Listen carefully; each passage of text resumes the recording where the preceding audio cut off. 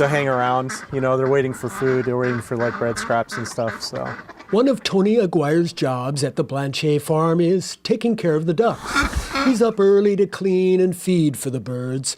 At the same time, he's caring for himself. I would say I've been in a pretty steep downward spiral for probably the last 5 years. Just months ago, he wasn't caring for himself and making dangerous decisions. I'm literally trying to drink myself to die and taking pills and doing these things and just trying to pass out and not wake up. Previous to that, Tony was living a pretty good life. He was married and owned a home, but he struggled with PTSD and depression, which led to his marriage falling apart. Then, when he was recovering in a farm setting, a forest fire burned much of what he loved. It was too much. I think I reached a point where suicide in and of itself, for me, the finality of it was really what I was looking for. I call people within 48 hours of leaving the emergency department to check on them, see how they're doing. Heidi Stoner is a peer support specialist for the BOB program, which stands for Better Outcomes Through Bridges.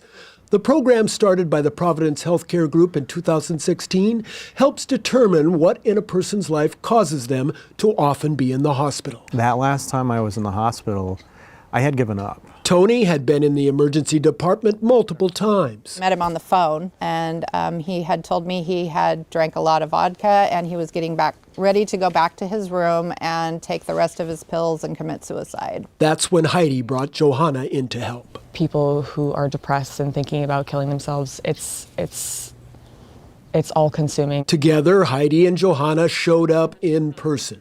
They helped deal with Tony's immediate needs, then provided the contacts to provide more services, counseling help, a place to be, and hope. They also learned Tony was happy working with animals in rural settings. I like this one here. Check this out.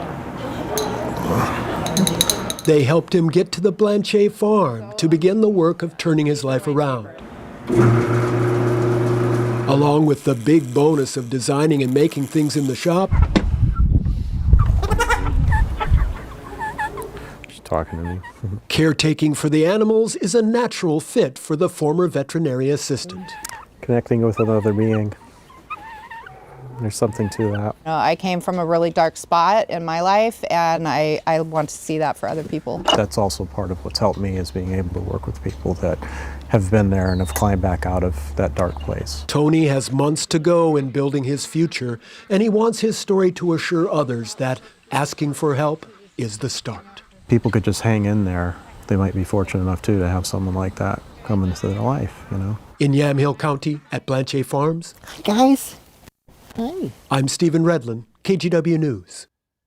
We're so glad to hear he's doing better. If you or someone you know is struggling, again, there is help available. You can call the National Suicide Prevention Lifeline at 800-273-8255.